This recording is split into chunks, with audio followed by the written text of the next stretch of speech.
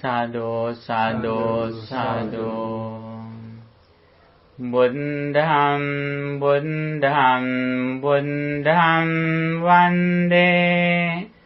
Dhammang, dhammang, dhammang vande. Sangham, sangham, sangham vande. Buddham, dhammang, sangham vande.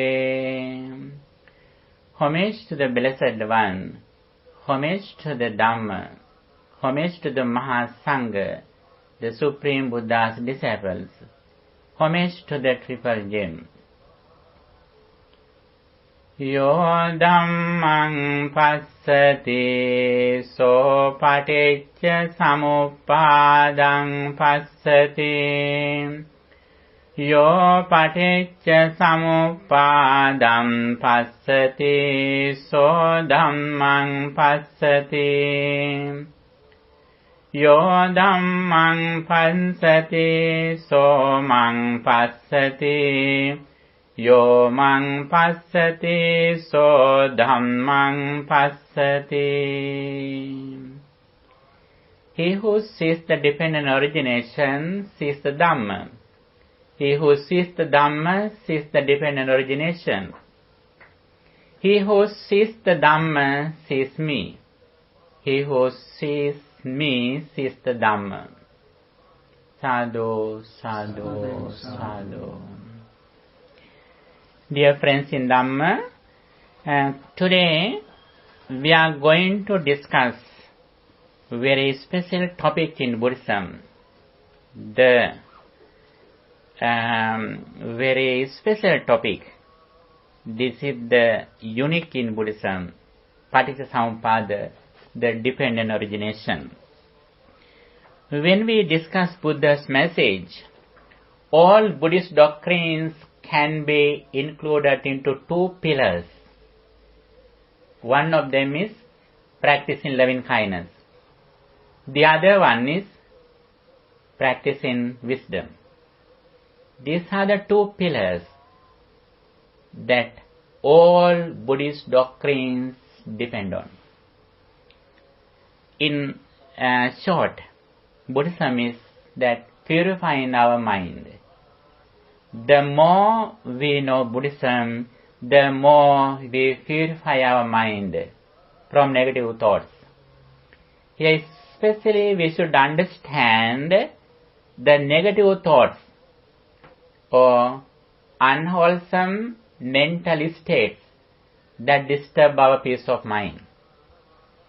What are the main unwholesome defilements in our mind that disturb our peace of mind? Greed, hatred, and delusion. These are the three defilements that we should defeat, that we should overcome. The more we are successful, the more we should practice this path. The more we are happy, the more we have overcome these negative thoughts from our mind. In this situation, on the path of liberation, Buddha advises us to practice loving kindness. Why is that? Anger is the main reason that we suffer. Anger is one of the main reasons that we are stressed and that we struggle with others. That is why Buddha has explained in Metta Sutta, he who wishes to achieve inner peace has to practice loving kindness. When we think, when we contemplate on that, may all beings be well, happy and peaceful again and again. As the result of practicing loving kindness,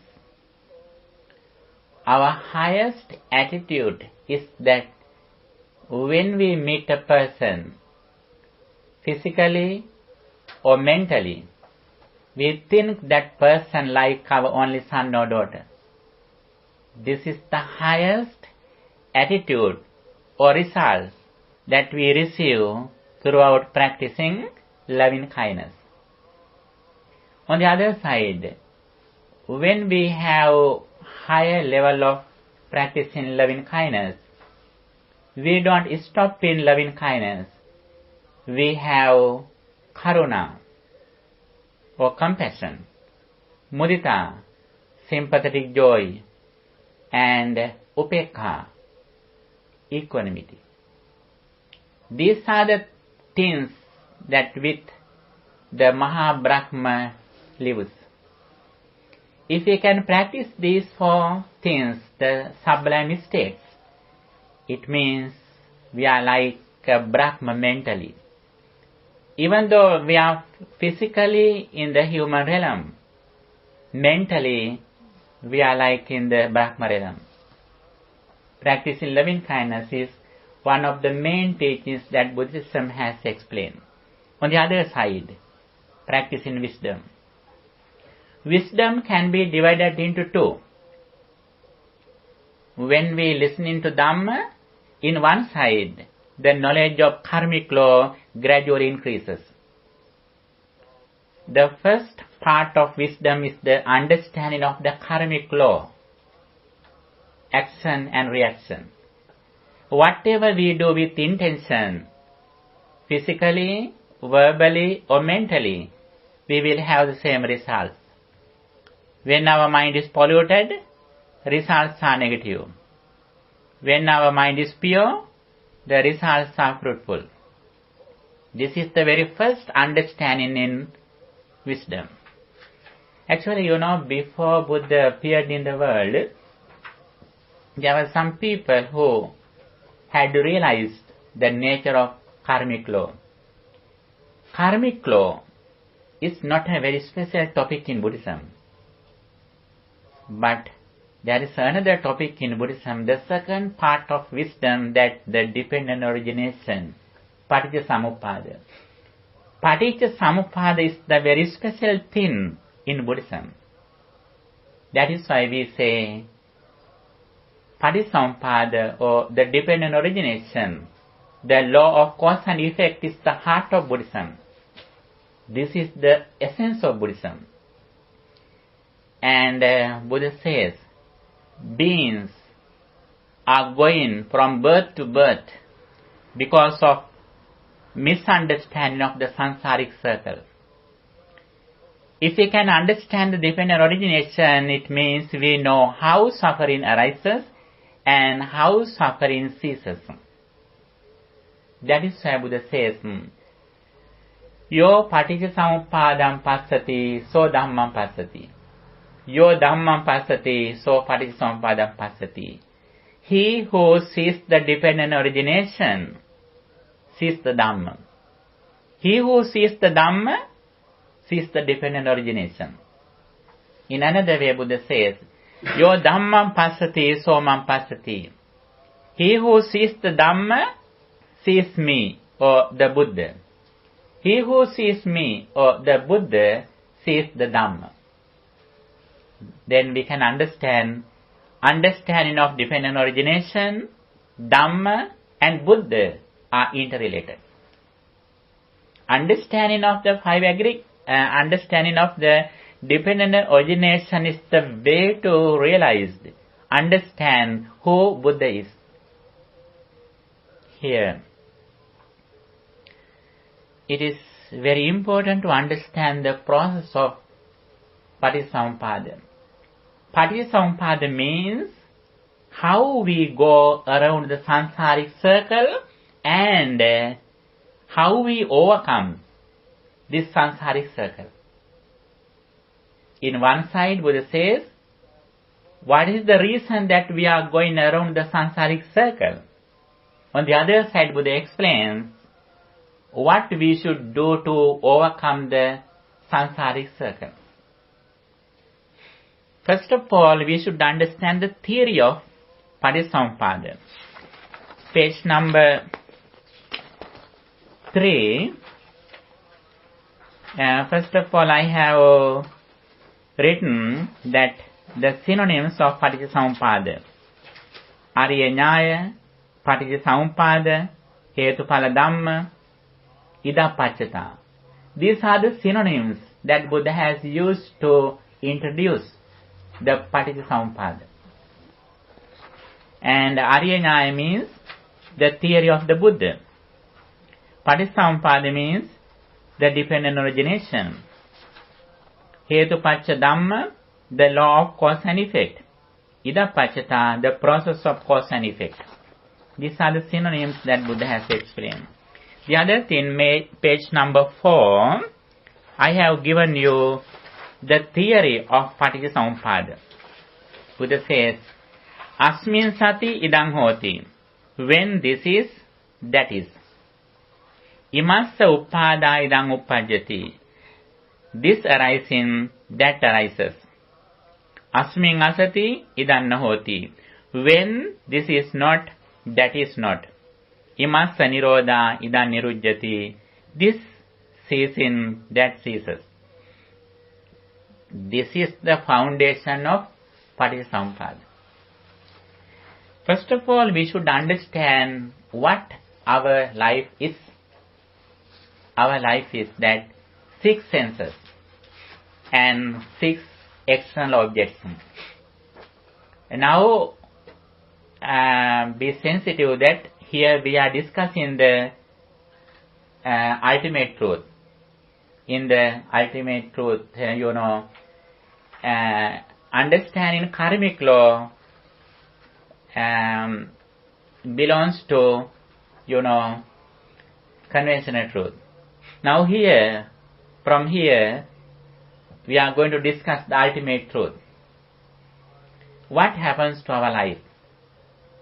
What is our life? Our life is 6 internal senses and 6 external objects. This is our life.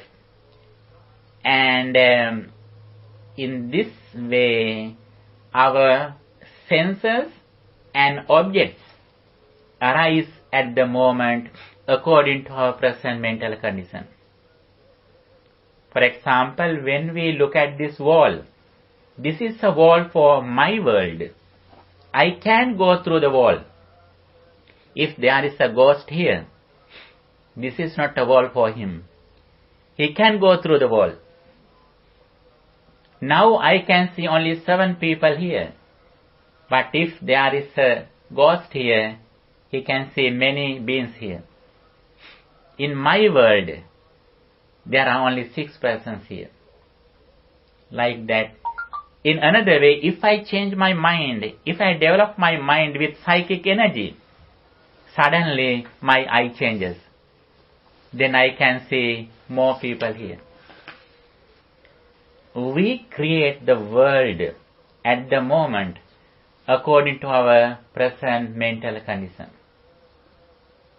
This is the thing that we should understand in the supramundane level, in the ultimate truth. Here we are discussing that topic. According to Buddhism, understanding the dependent origination is the understanding of our entire life.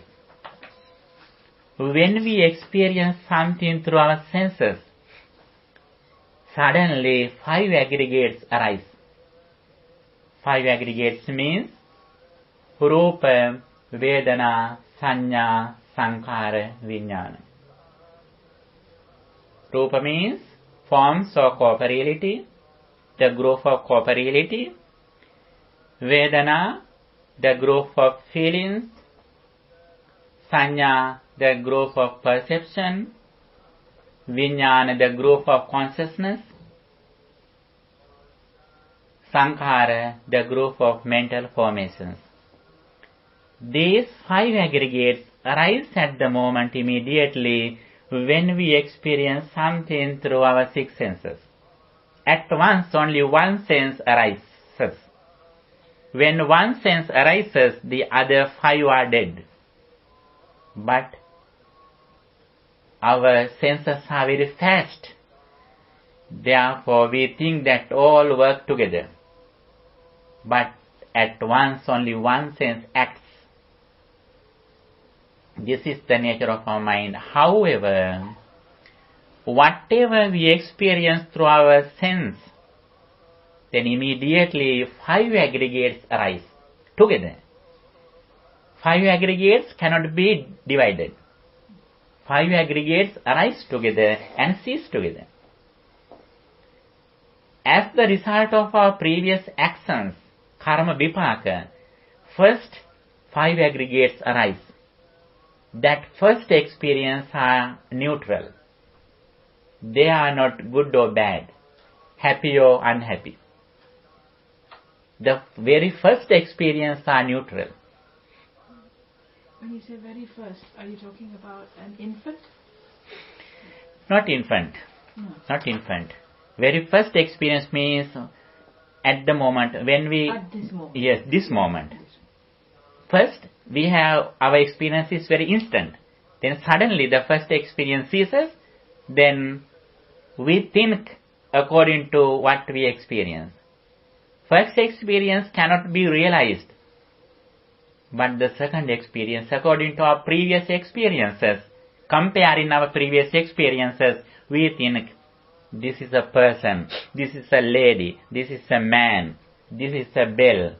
When we recognize this is a bell, actually the first experience has ceased.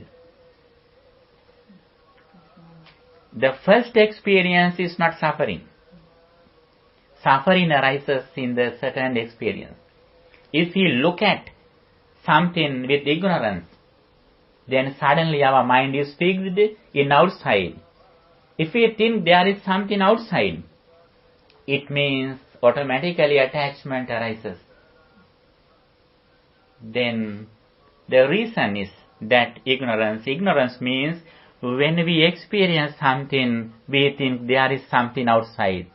Suddenly our mind is fixed in outside material things or persons. Not only we see or hear, but when we think something, when you remember your son, when you remember your car, suddenly your life is there. You are unable to understand, now you are reading your own mind. When you think your son, you don't think your present son.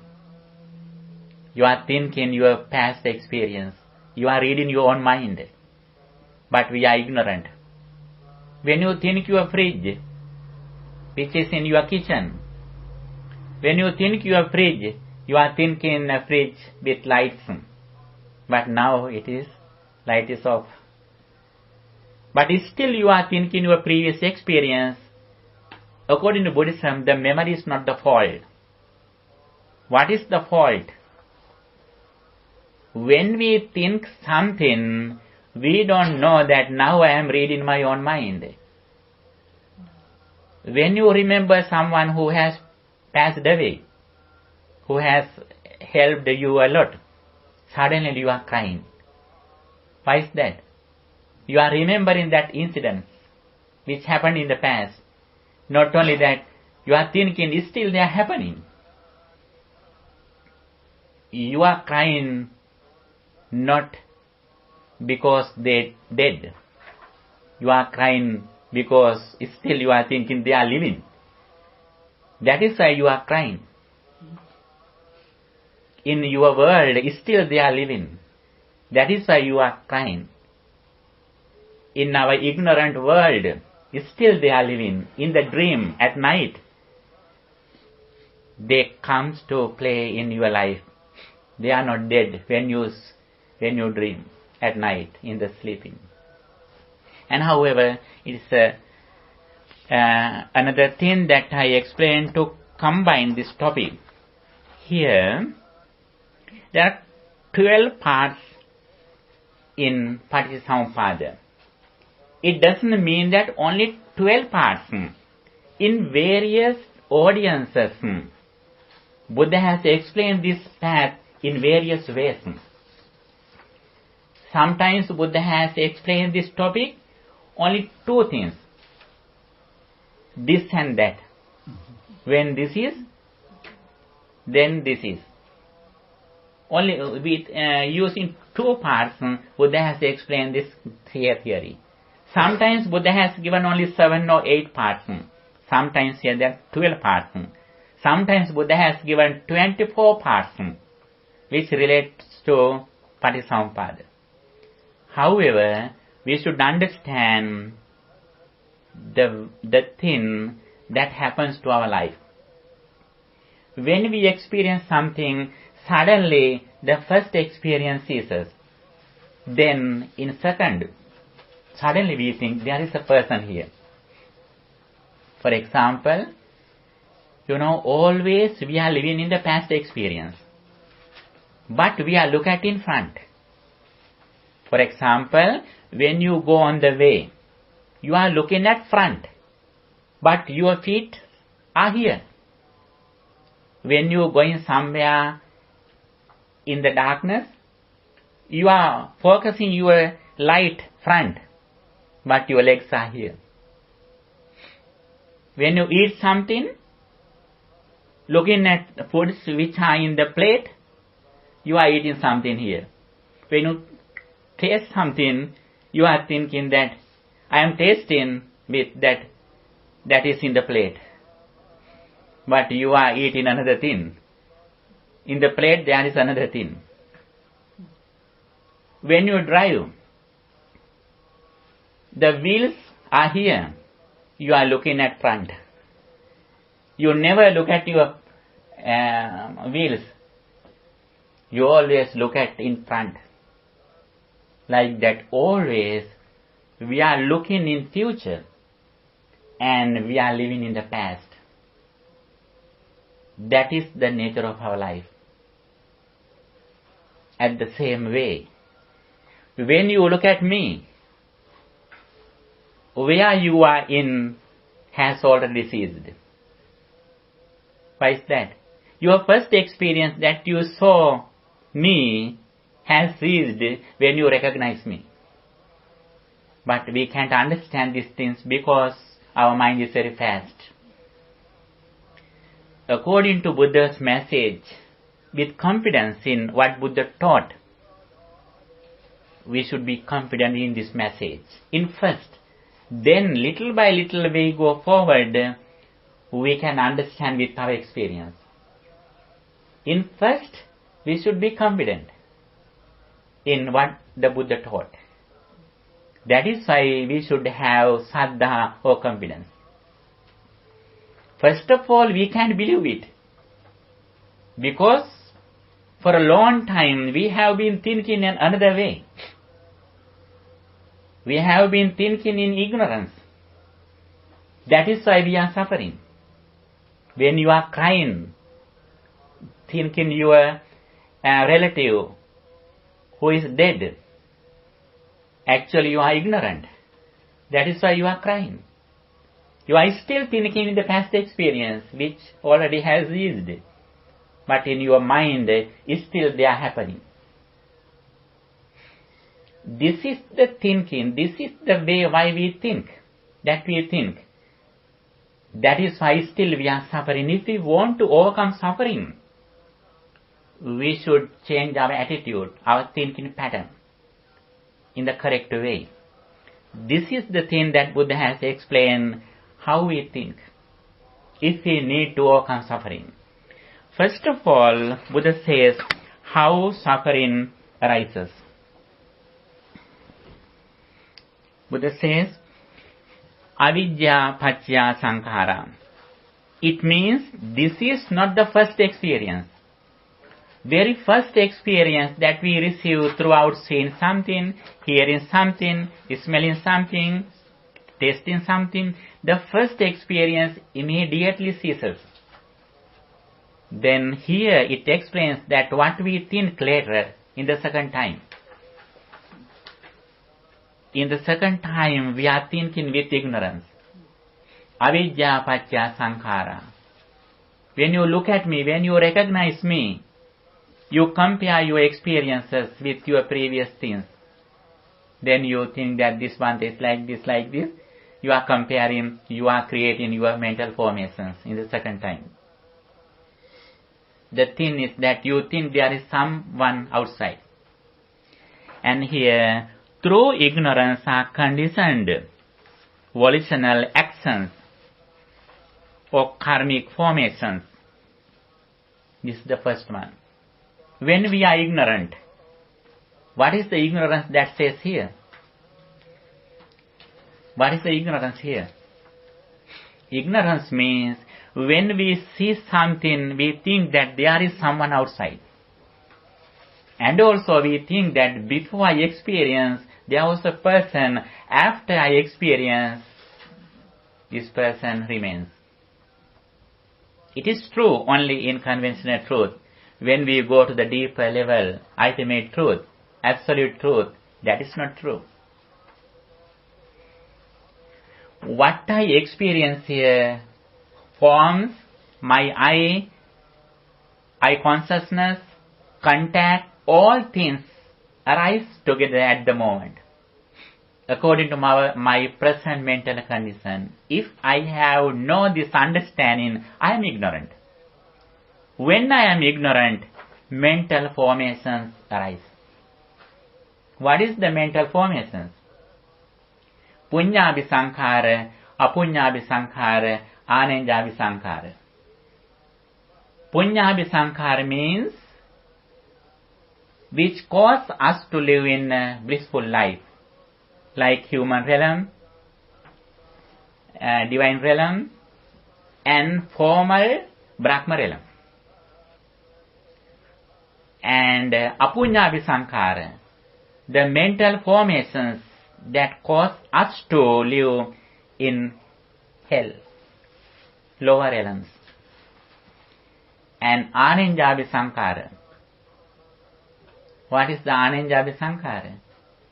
Anenjabhi sankhara means mental formations that cause us to be reborn in arupachara brahmalokas. It means informs Brahma realms. These three things happen because of ignorance. It means we are in the samsaric circle. As the result of doing negative thoughts, negative deeds, as the result of our polluted mind, we have to be reborn in lower realms, like four hells. As the result of pure mind, we will have a blissful life in human realm, divine realm, or Brahma realm. As the result of very pure mind, as the practicing of arupavachara jhana, we will be reborn in inform Brahma realm.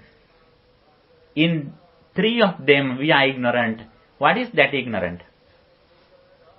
Ignorance means we think there is something outside or there is something inside.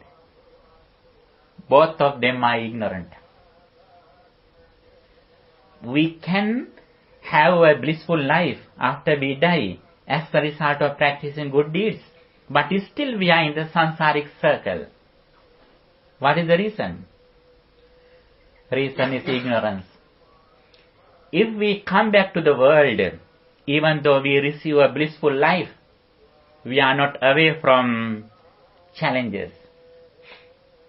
What are the challenges that Buddhism has introduced? What are the real challenges in our life? Aging or decay, death and rebirth. As the result of our ignorance, these are the benefits, these are the bonuses that we receive. What they are? Aging, the suffering of aging, the suffering of death, the suffering of rebirth. And this is the way how we come back to the world. Avidya paccaya sankhara. Through ignorance are conditioned volitional actions. Then sankhara paccaya vijnana. Through volitional actions is conditioned consciousness. When we create some mental formations, we recognize what are the formations, mental formations that we create. Through our eye, through our ear, consciousness can be divided into 6. Eye consciousness, ear consciousness, nose consciousness, and tongue consciousness, body consciousness, and mind consciousness. What through we receive experience, it is named. Consciousness means recognizing. It is also very instant. Then, vijnana paccaya nama rupam. Through consciousness are conditioned mental and physical phenomena.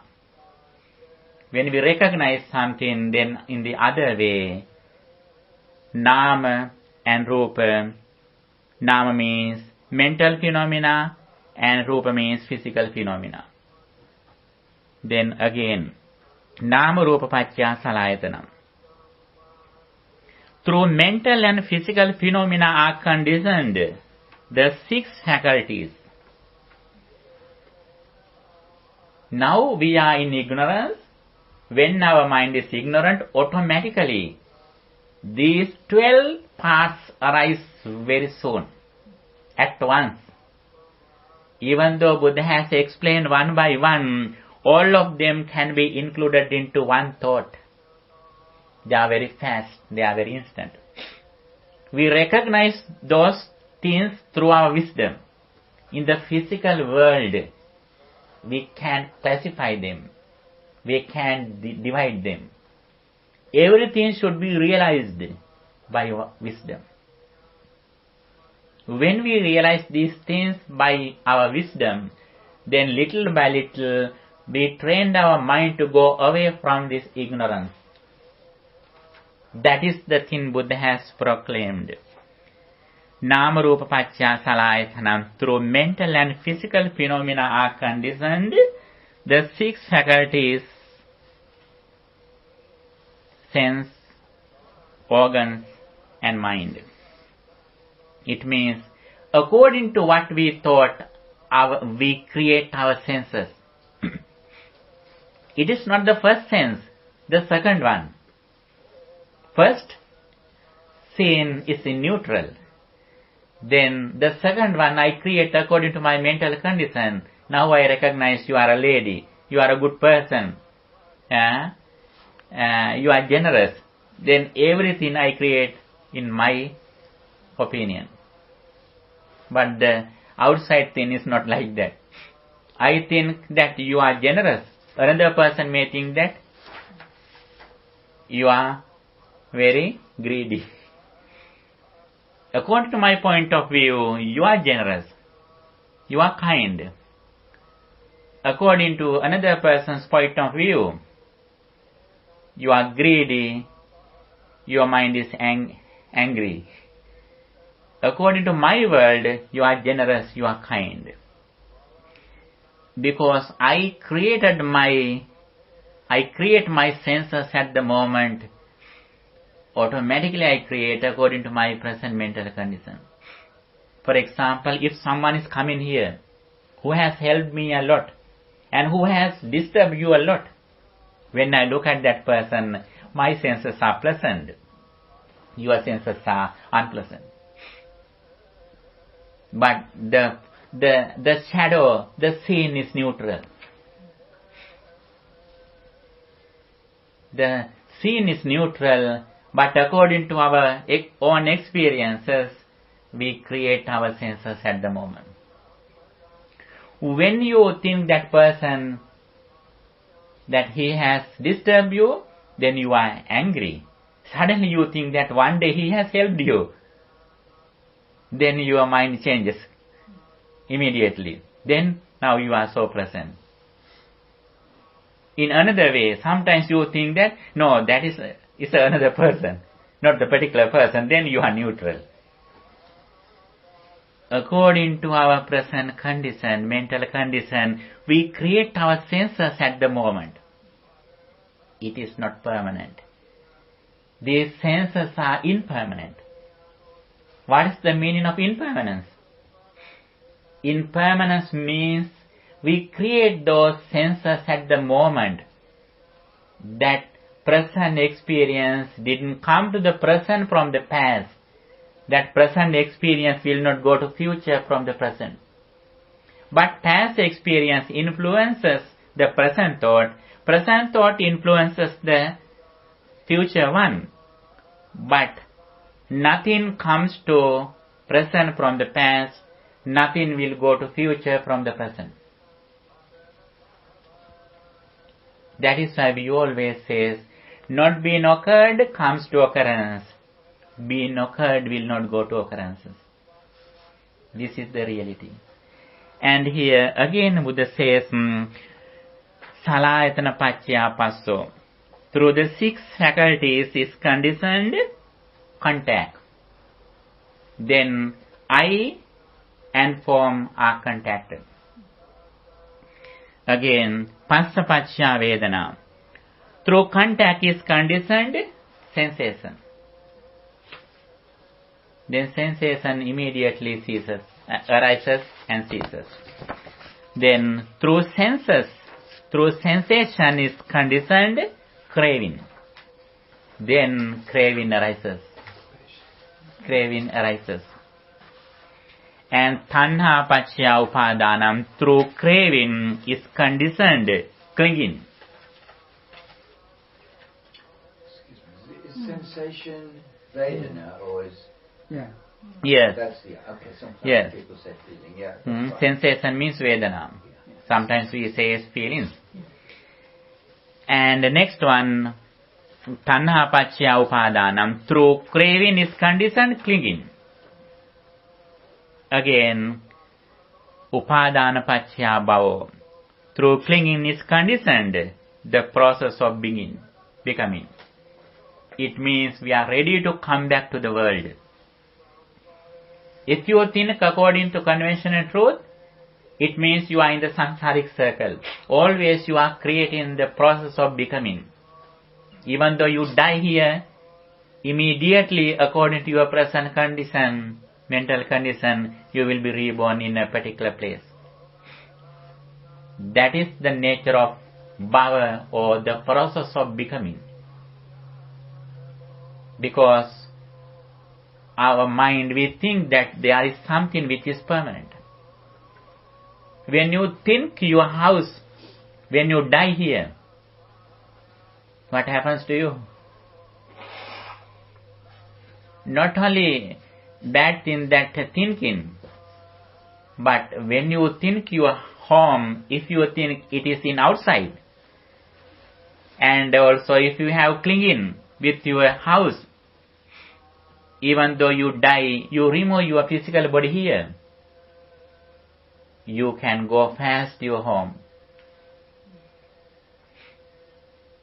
Mentally, you will be reborn there, according to your mental condition. Don't worry, even though you remove your physical body here, you can go faster. This is the nature of the process of becoming. That is why we came from birth to birth in this samsaric circle. Even though we removed our physical body, mentally we have clinging. That is the reason we have been coming from birth to birth in the samsaric circle. And bhava paccaya jati, through the process of becoming is conditioned birth. If we have the process of becoming, if we are ready to come back to the world, it means our birth is sure. And if we are born, what happens to us? We have to face challenges. What they are? Jati paccaya jara marana soka parideva dukkha domana supayasa. Through birth are conditioned decay, death, sorrow, lamentation, pain, grief and despair. This is not only after we die, but in every second, in every thought. we are with these challenges. Whatever you look at through this ignorance, it means we have these challenges. Jara, Marana, decay, death, sorrow, lamentation, pain, grief. These are the challenges that we have if we are ignorant. If you look at me with ignorance, that thinking there is a permanent person outside, when I change, automatically your mind also changes.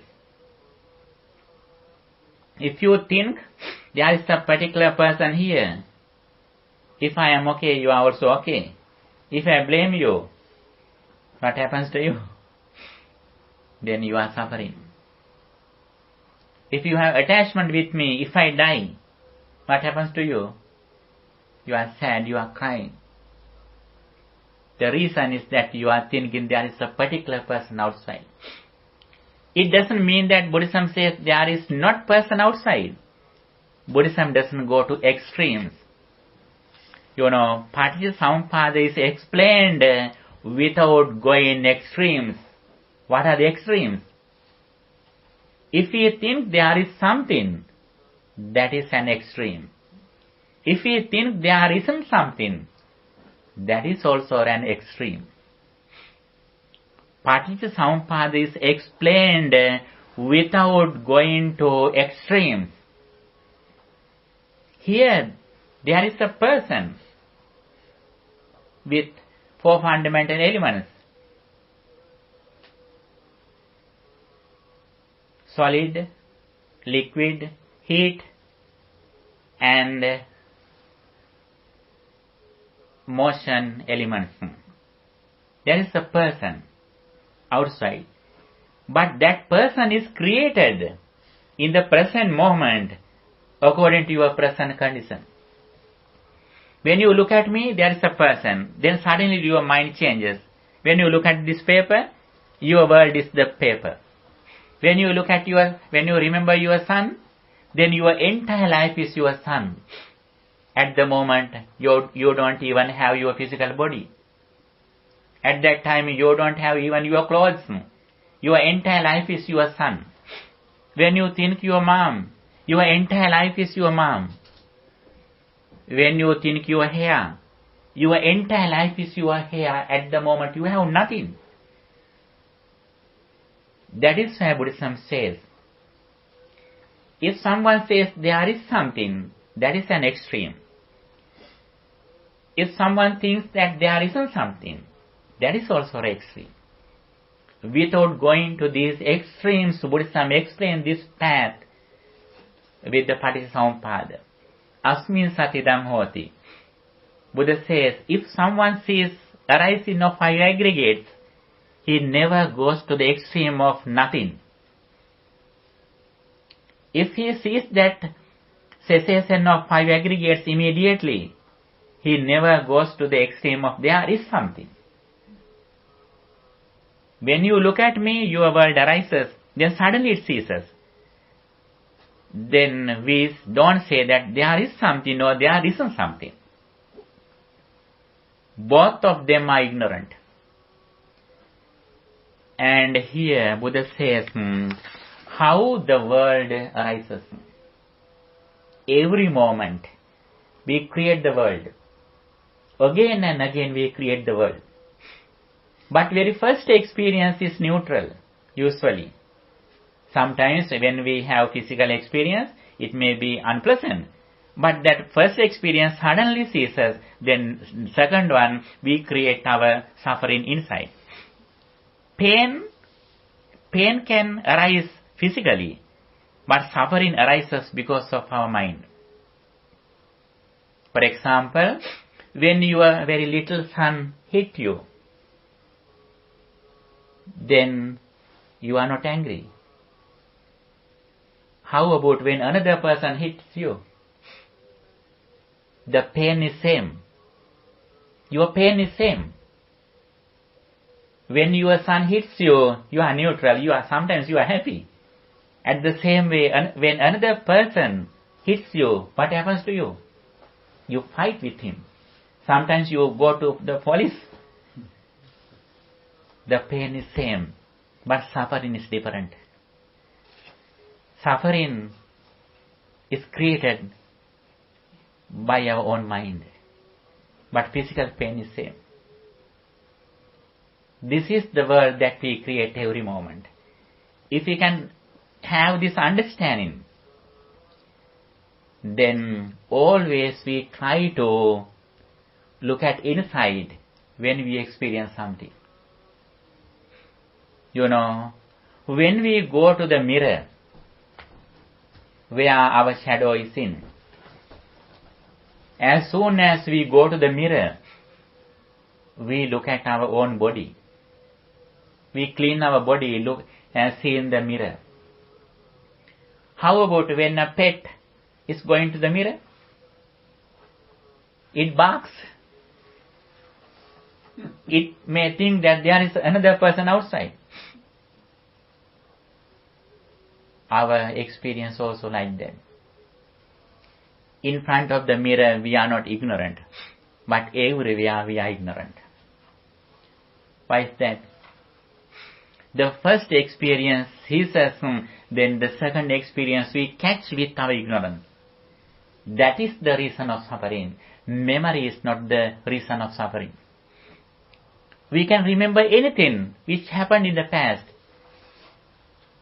Remembering, memory is not a fault. Memory is not the fault. When we practice mindfulness, our memory gradually increases. You know, some Arahants could say there are 500 great eons which happened in the past. Memory is not the fault.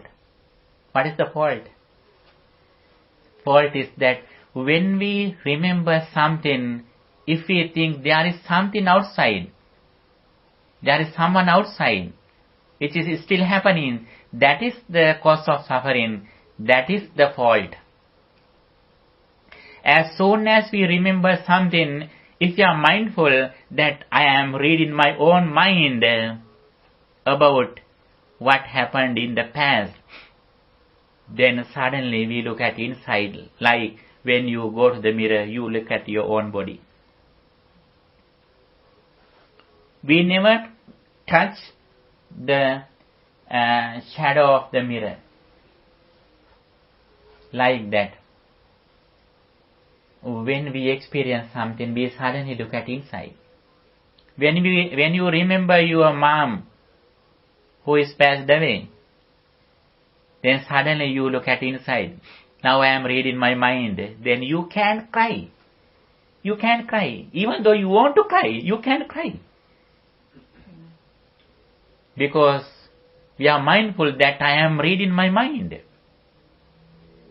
If you think, because of your ignorance, that as soon as you remember your mom, if your mind goes to the past experience, as it is still happening, even though you don't need to cry, automatically tears falling down. Why is that? Because of your ignorance, you are living the past experience, thinking that still it is happening. That is the nature of ignorance. That is the reason of suffering. That is the thing that we have to overcome. This is the process that Buddha has proclaimed why suffering arises. When we have this understanding, we know how suffering arises. If we need to overcome this suffering, we have to overcome this misunderstanding. If we want to overcome suffering, this is the thing that we have to overcome. We should overcome, we should reduce ignorance. And Buddha has explained how we should think that suffering doesn't arise. Then page number 4, Buddha says, Avijjāyatve vāsesa viraga nirodha sankhara nirodho. With the fading away and cessation of ignorance comes cessation of volitional formations. If we are not ignorant, then mental formations which consist with ignorance don't arise. Because in the first experience that happened, we know very well. Then we are not ignorant in the second experience. When we recognize something, we know very well, I recognize this person not through my eye, but through my mind or mental consciousness, mind consciousness. Like that, when we go front, looking at front, we are here. Like that, looking at you, I am living in the past experience, which has already ceased. When I recognize you, actually my first experience has ceased. I recognize you with my previous experiences. This is Mr. Ramesh. He is a very generous person. Everything is in my mind, not in your body. In this side, there are only 4 fundamental elements. Earth element, water elements, fire elements, wind elements. You are Ramesh for me. Your father, your son. But when a lion or tiger comes here, are you a father? Are you a Ramesh? No, you are a diet. You are a diet for lion and tiger for dinner. You are Ramesh for me. You are dad, your son. You are husband, your wife. You are son, your father or mother. You are a grandson, your grandparents. But in outside there are only 4 fundamental elements. We create persons. We create relatives through our mind, not through our eye. Through our eye, we recognize only the shadow. It is a very primary experience. That primary experience immediately ceases. When we recognize the first experience has already ceased. Here, Buddha has explained how we think our experience through our wisdom. If we are not ignorant, then automatically, volitional formations with ignorance cease. And sankhara pacchaya, sankhara nirodha, vijnana nirodho. With the cessation of volitional formations comes cessation of consciousness. And vijnana nirodha, nama rupa nirodho. With the cessation of consciousness comes cessation of mentality and corporeality.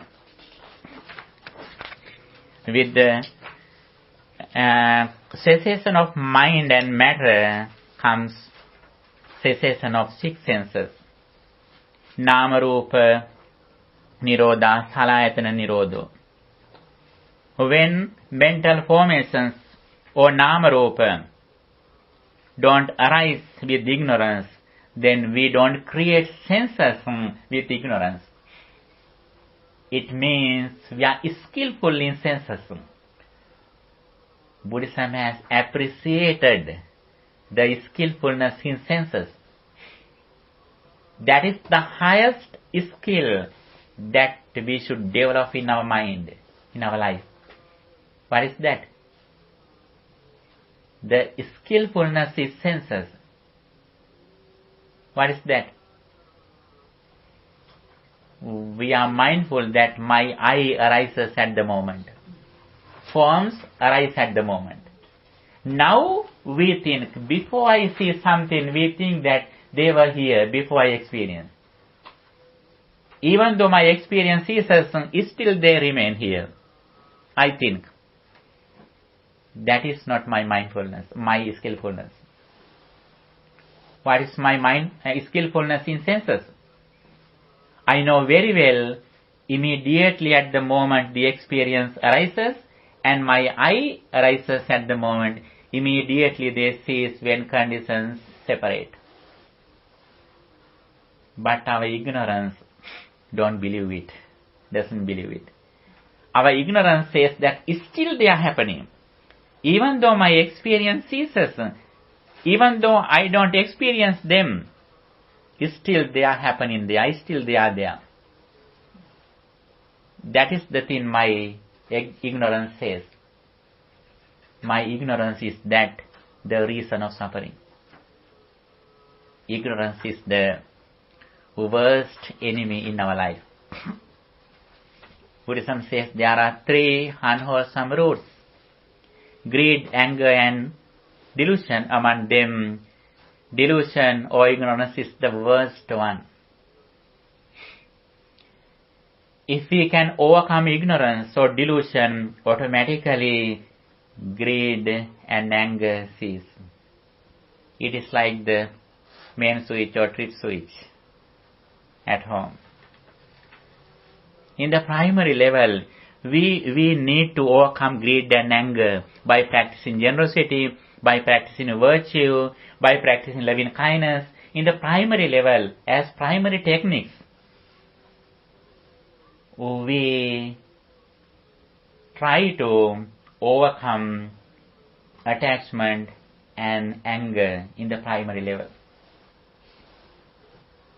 If we want to overcome greed and anger completely, we have to see, we have to reflect on this reality as it is with our wisdom. Reflecting on impermanence, arising and ceasing these experiences at the moment. If we know very well, my I arises at the moment, this form also arises at the moment, I have nothing to attach. Why is that? I know very well, immediately it ceases. When I contact you, I meet Mr. Ramesh. When conditions cease, automatically the experience ceases. If this is the nature, how I attach you, how I hate you, why I hate you. If I hate you, actually I don't hate you, I hate my own mind. If I attach you, actually I don't attach you, I attach my own mind, my ignorance. With this understanding, we recognize automatically our defilements fall down. We are neutral. With this understanding. Here, I tried to explain you the skillfulness in senses. That is the highest skill, proficiency that Buddha has explained that we should create, we should develop if we are clever, if we are wise. This is the place where we should show our skillfulness.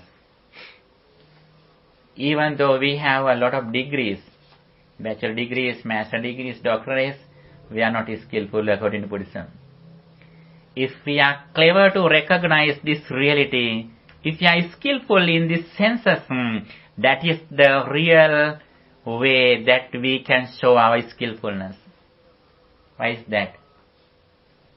If we have this skillfulness, it means nobody or nothing can disturb my peace of mind, because I completely depend on my wisdom.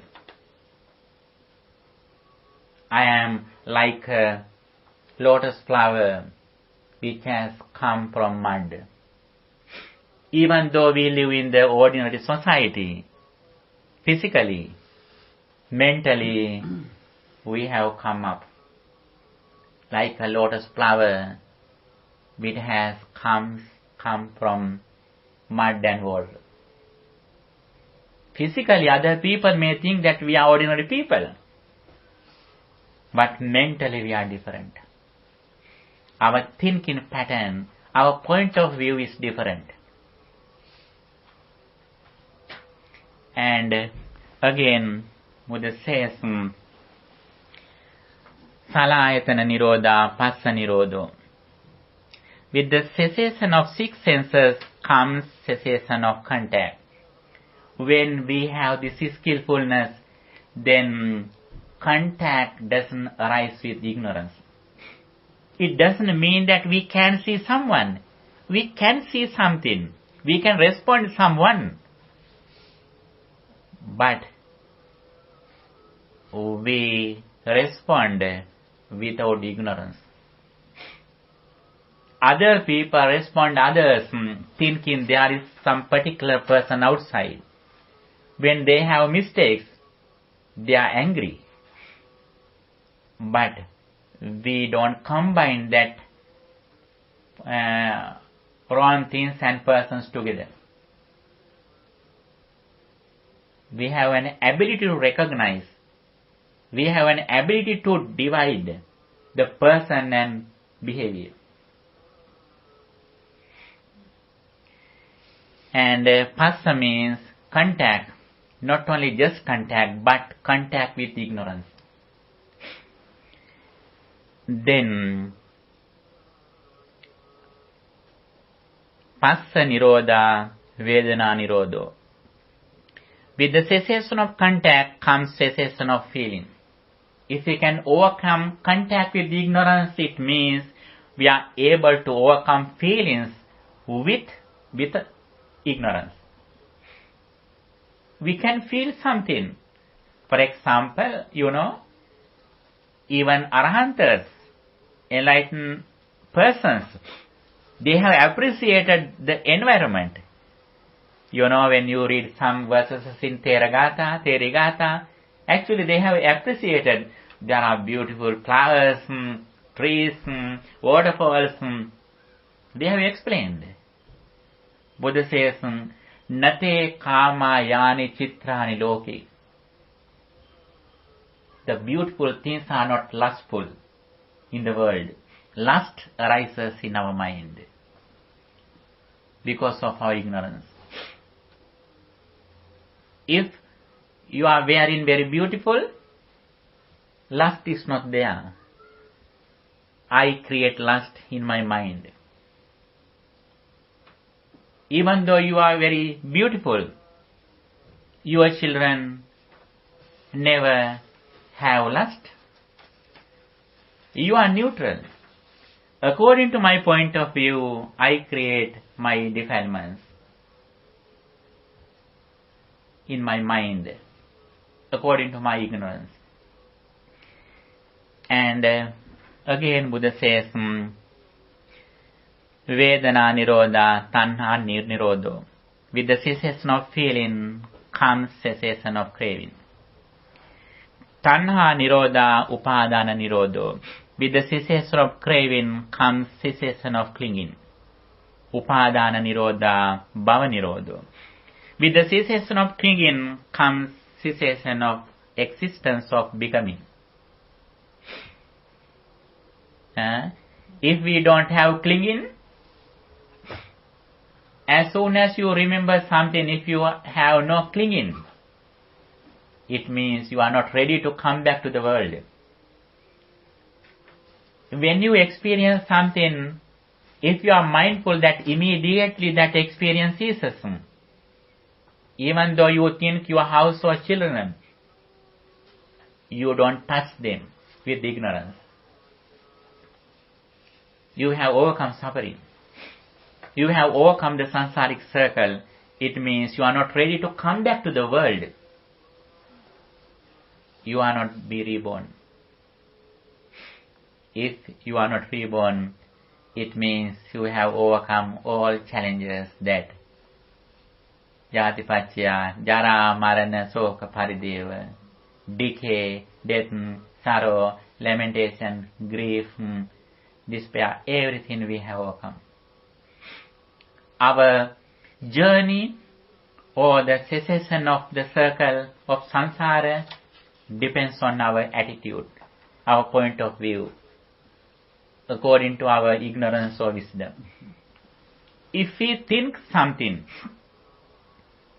with ignorance, it means we are in the samsaric circle. If you think something with wisdom, it means we are away from circle. This is the first thing we should have. This is only the first understanding. This means Sutame Jnana, the knowledge of listening. Not the destination. Don't misunderstand. This is only the knowledge of listening. Then you have to develop Chintame Jnana, the knowledge of thinking again and again, reflecting on it again and again. Next, Bhavanamaya Panya, the knowledge of meditation. 3 of them should be practiced. When I say some address, never you have been. After I see an address, if you look at around, where is that place? You can find. I explain only the map. Then you have to start your journey. How do we start our journey? We should practice the path. What is the path? 3 disciplines. Sila, Samadhi, Panya. Virtue, concentration and wisdom. Practicing virtue, practicing concentration, practicing insight meditation. Little by little we are reaching the destination, liberation. The more you practice this path, the more you reach the destination. Especially Buddha says, Janato aham bhikkhave passato asavanam kayang vadami no ajanato no apassato. I proclaim the liberation, the cessation of suffering for those who know the path, who see the path. Knowledge is first. Knowledge is very important. Vision and mission, both are important. Vision without mission is useless. Mission without vision is blind. Vision without mission is useless. Mission without vision is blind. If you want to practice effort, courage, dedication, first of all we should understand how suffering arises, how suffering ceases. If we experience something through our senses with ignorance, it means our mind is fixed in outside things or persons. It means we are touching suffering, decay, death, sickness, everything are with us. If we experience something through our senses with wisdom, reflecting on arising and ceasing at the moment, it means we are away from the circle. Buddha says, he who lives in mindfulness lives with me. Living in mindfulness is like living in the field of the Buddha. Mindfulness is the field which is the real protection that we can go away from suffering. Mindfulness is the field that we should live in. After this understanding, as much as we can, we should practice mindfulness. That is why Buddha says, mindfulness is the only way for the purification of beings. Mindfulness is the only way for the realization of Nibbana. Mindfulness is the only way for getting rid of suffering. What is the mindfulness? Mindfulness means awareness of our body and mind. We should be aware of our body and mind. What happens to my body? What happens to my mind? Always we should be sensitive with our senses and external objects. We should be aware of that everything arising and ceasing every moment. As much as we contemplate on this reality, our mind gradually comes inside. Finally, our mind depends on wisdom. What is the wisdom? What is the insight meditation? What is the vipassana bhavana? Vipassana bhavana means reflecting on impermanence, every moment our senses arising and ceasing. Then we don't go to the second experience with ignorance. We stop in the five aggregates. We don't go to the clinging of five aggregates. Now we are living in clinging five aggregates. Pancha Upadana Skandha. We should overcome the five clinging aggregates. For that, we have to practice mindfulness again and again as much as we can. Patisamuppada points out us how suffering arises, how suffering ceases. Whenever we experience through our senses with ignorance, we are in suffering. Even though now we are neutral, anytime suffering can come to us. Now, when you look at me, you are neutral. But how about if I blame you with harsh words? Suddenly suffering arises. Why is that? You think there is a person outside who blames me. But here there is only four fundamental elements and mind. My experience arises at the moment. Even though this is a permanent person, your experience is impermanent. Why is that? When you experience at the moment, the experience arises, suddenly it ceases, then another experience comes to your mind. You can't catch something as permanent. That is why we can overcome suffering.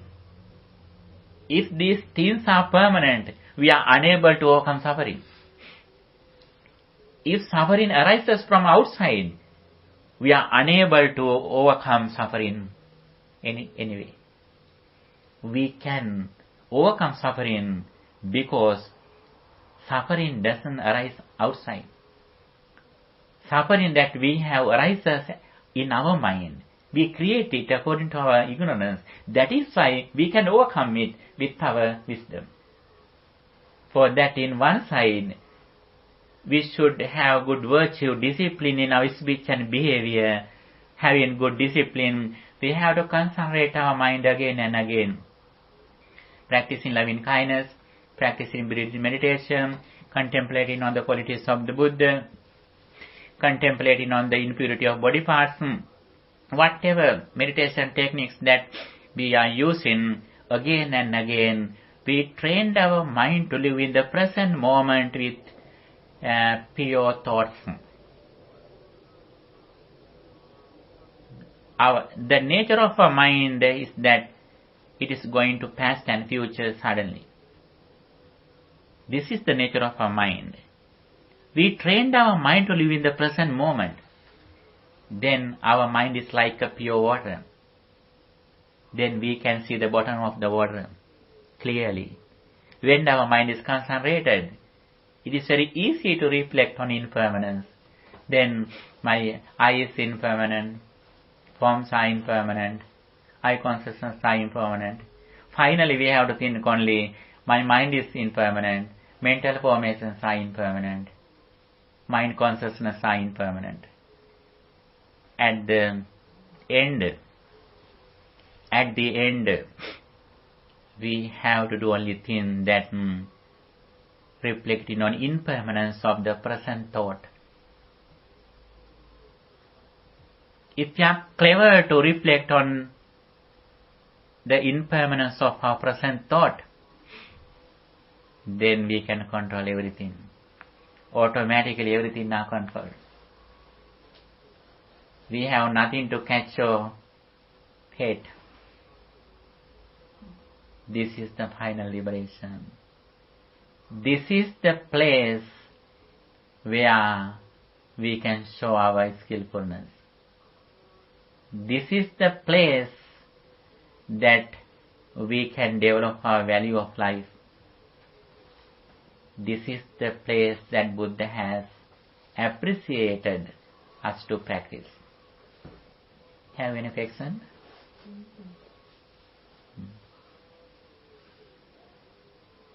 We discussed how suffering arises, how samsaric circle arises because of ignorance, how we can overcome samsaric circle by practicing wisdom.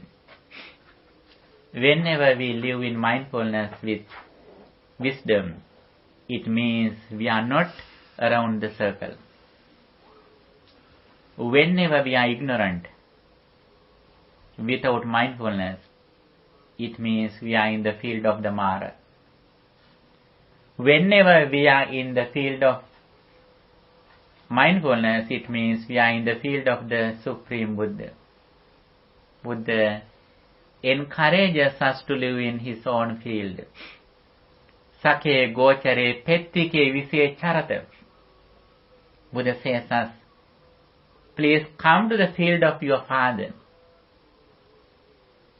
Who is our Father? Our Father is the Supreme Buddha. Living in mindfulness is like living with our Father. If we can live with our Father, we have real protection. Then Mara can disturb our peace of mind. Are we able to observe what's happening in our minds? When it's happening. Observe means? And you observe, you have thoughts going through your mind. Mm-hmm. But at the same time, you're watching. You're, you're fully conscious of what's happening. So you can control. Actually, if we are fully conscious, it means we have nothing to do. Because otherwise we've gone off into thinking about something, and we're lost. We're not conscious of what's happening. So you have to be fully aware of what's going on in your mind.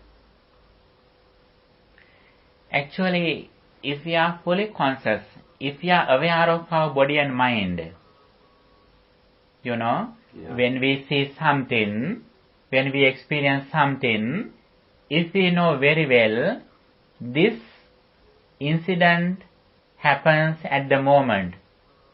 When you look at me, for example, if you know very well that this form, this shadow, it arises at the moment, and my mind thought also arises at the moment. When we see arising, on the other side, we know very well it immediately ceases. If we know that cessation, we know very well we have nothing to catch or detach. Yeah. I'm thinking something like, I feel angry, and you notice that you are feeling angry.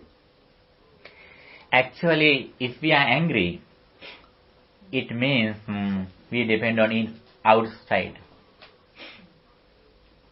In the primary level, sometimes anger may arise. In the primary level, we practice loving kindness. May all beings be well, happy and peaceful. Little by little, we try to control anger. But finally, when we reflect on impermanence, when we practice vipassana bhavana, inside meditation, at the moment, we don't find a person outside. We find only thoughts inside. Because our mind is not fixed in outside persons. Because of this understanding. As soon as I meet Mr. Ramesh, if I am mindful that this thought arises at the moment in my mind, then I don't need to practice loving kindness because my mind has no space for anger. Reason is my mind is not fixed in your body. Yes, please. Bhante, what I was going to say, I was listening to John. This is just my understanding, and when I've listened to your talk, the way mindfulness is sometimes explained in the West is something arises, a thought or feeling, just to be aware of it. But my understanding through listening to your talk, what is important is to be aware with wisdom. You know, that is the crucial thing, the wisdom. That wise understanding that it, as you say, it arises in the moment, it's not outside. And that's what I've taken from this talk. It's given me a deeper understanding of mindfulness. Yes, here we should understand the three things in our life. Forms, consciousness, and mental formations. There are three things. The materials, consciousness, and mental formations. There are three things. First, keeping our mind, focusing our mind, we go away from materials. For that, we have to practice concentration meditation. Okay? By practicing concentration meditation, such as breathing meditation, we remove material things. Suddenly we come inside. Inside means consciousness or mind. Here we think that there is a permanent mind. Actually that is also a ignorance. Then we go to the deeper level. What is that? We go to the mental formations. Mental formations means wisdom. Wisdom means reflecting on impermanence. And focusing our mind on wisdom, we remove our consciousness to that we have taken as permanent. Finally, we are living only in wisdom, arising and ceasing.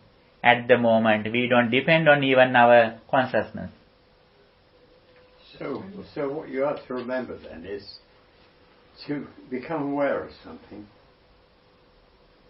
to become aware of the thought that's going through your mind, but not to get involved in it, not to receive it, obey it, just observe it. Actually, awareness or mindfulness, sometimes people think that awareness of living in the present moment. You know, usually Western society or European people, they think that living in the present moment is a mindfulness. Actually, it is not true thinking. Even though sometimes if we live in the present moment, we think there is permanent thing outside. Even permanent my consciousness. Yeah. That present moment also not permanent. But you have to be careful then about thinking. See what you're thinking. You become aware of what you're thinking, and then the next thing you know is it's not a good thing that you're doing. You're thinking harmful thoughts. Actually, not only thinking harmful thoughts, you know, in the conventional truth, we are thinking harmful thoughts, such as loving kindness. May you be well, happy and peaceful. Actually, it is not the real truth. We are still in the conventional truth. But we have to practice it. Before we go to the absolute truth, in the conventional truth, we have to reduce some anger and attachment or lust. That is why we practice may all beings be well and happy, and also we practice the contemplating on the impurity of our body parts, hair, skin, blood, we think again and again.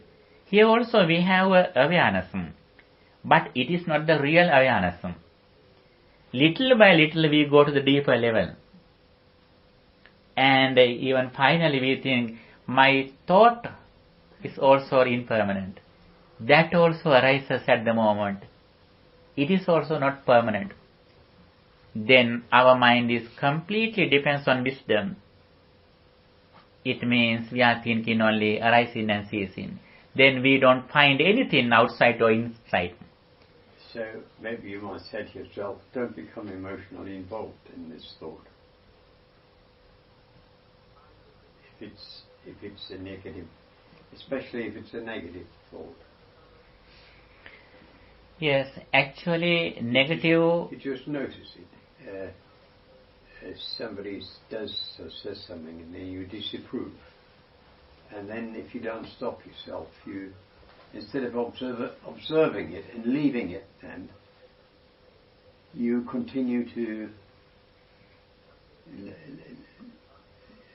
observe it and think it's wrong and all sorts of things.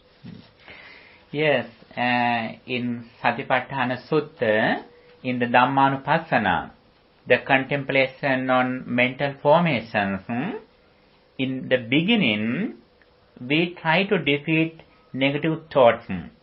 For example, when I am angry, I think that I am angry. Anger is in my mind. I have to overcome my anger. We think there. And although we should think it, it doesn't go away.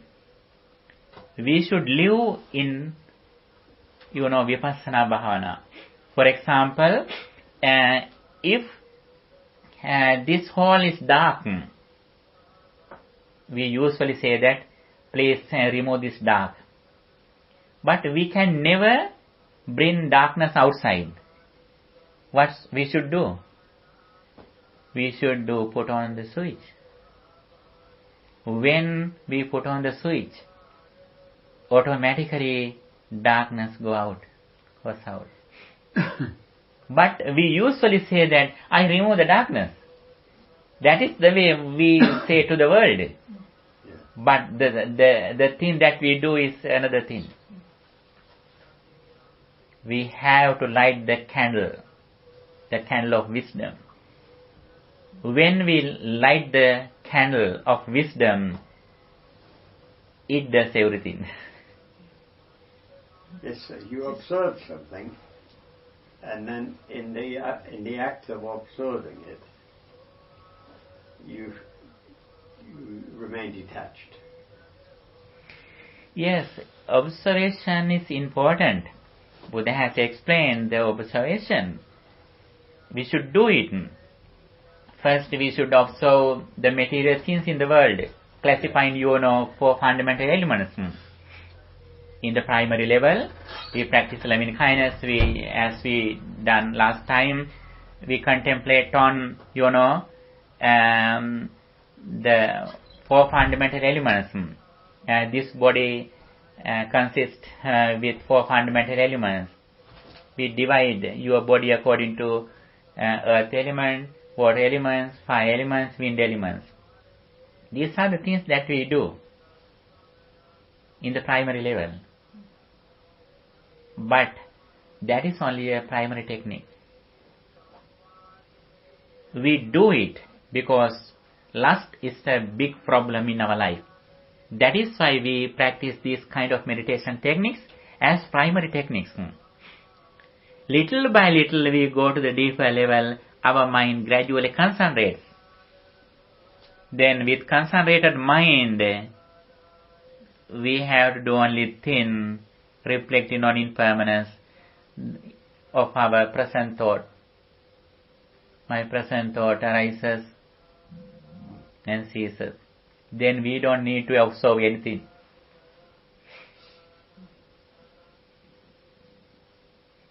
Everything can be included into this path. Okay? So in other words, it's not just it's just not observing, it's also understanding the nature. examining the nature, seeing the arising and ceasing. Observation also, in Chittanupassana, mindfulness can be included into four. In the great discourse of mindfulness, Buddha has explained fourfold mindfulness. The contemplation of body, the contemplation of feelings, the contemplation of consciousness. There, we observe something. When I am angry, I know now I am angry. When my mind is lustful, now I know my mind is lustful. When my mind is neutral, now I know my mind is neutral. There, Buddha says observation. And the act of observing, of noticing something, generally speaking, that will solve any problem with it, connected with it. If you find you're getting angry, you notice that, and then the anger stops. Actually, when we observe our consciousness, not only within the present consciousness, but we understand how that present thought arises. We observe the reasons of arising of consciousness. Then, when we see the arising of thoughts, when we observe the thoughts, then we know very well, even though it arises, it is impermanent. Suddenly it ceases. Then we have nothing to catch. We have nothing to catch. If it ceases immediately, what I like, why I am greedy. Yes. And you are practicing mindfulness at that moment. Yes. We are living in mindfulness. Mindfulness is the field wherein we should be. All other doctrines can be included into mindfulness. Mindfulness is a very vast